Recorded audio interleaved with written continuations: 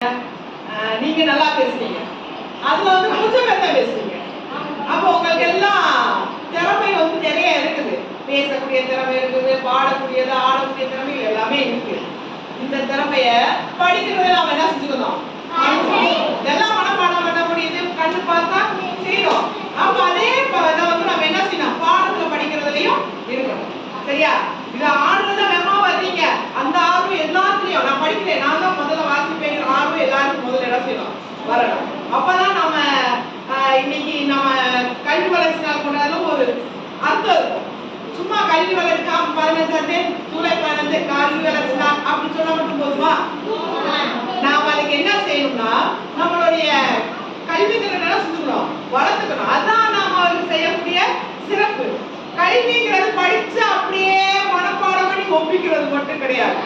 கல்விங்கிறது நல்ல பழக்க வழக்கங்கள், நல்ல ஒழுக்கம், பெரியவங்களுக்கு மரியாதை கொடுக்கிறது, பொய் பேசாம இருக்கிறது, சக நண்பர் கூட அன்பா இருக்கிறது, இது எல்லாமே சேர்ந்ததுதான் கல்வி. நான் நல்லா படிச்சுவேன், நல்லா படிச்சா மட்டும் பத்தாது, இந்த பழக்கங்கள் எல்லாமே இருந்தாலும் ஒரு நல்ல குழந்தைக்கு அழகு. சரியா? அதனால நான் நல்லா படிச்சேன், நல்லா படிச்சு ஒப்பிச்சுவேன் அது ஒன்றும் கிடையாது. இந்த பழக்கங்கள் நம்ம என்ன செய்யணும், சேர்த்து வளர்க்கணும். அதெல்லாம் இருந்தா தான் நம்ம படிச்ச கல்விக்கு மதிப்பு, மரியாதை எல்லாமே இருக்கும். அப்ப நம்ம ஒரு சிறந்த மாணவனா இருக்கணும்னா நல்ல பழக்க வழக்கங்கள் இருக்கணும், ஒழுக்கம் இருக்கணும், பெரியவங்கிட்ட மரியாதையா பேசணும், அன்பா இருக்கணும். இது அதுக்கடுத்து பாடங்களை நல்லா படிக்கணும். அப்பதான் ஒரு சிறந்த மாணவனாக உருவாக முடியும். அப்படி இருந்தா தான் நம்ம காமராஜர் பிறந்தநாள் கொண்டாடுறதுக்கு ஒரு அர்த்தம் இருக்கும். சரியா?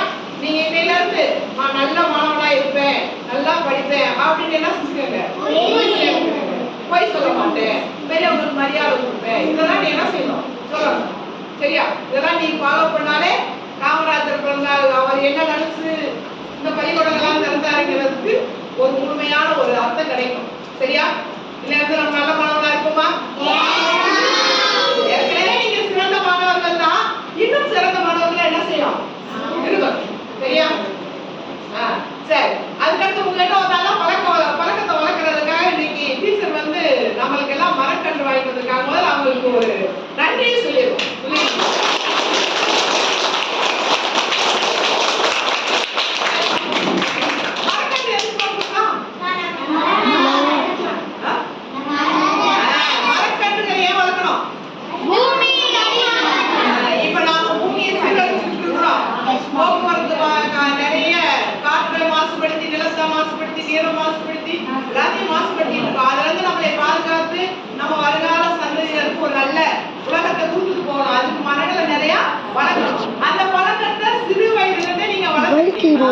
நாளைக்கு பெரியவரான பின்னாடியும் எதை மரத்தை வெட்ட உங்களுக்கு தோணாது.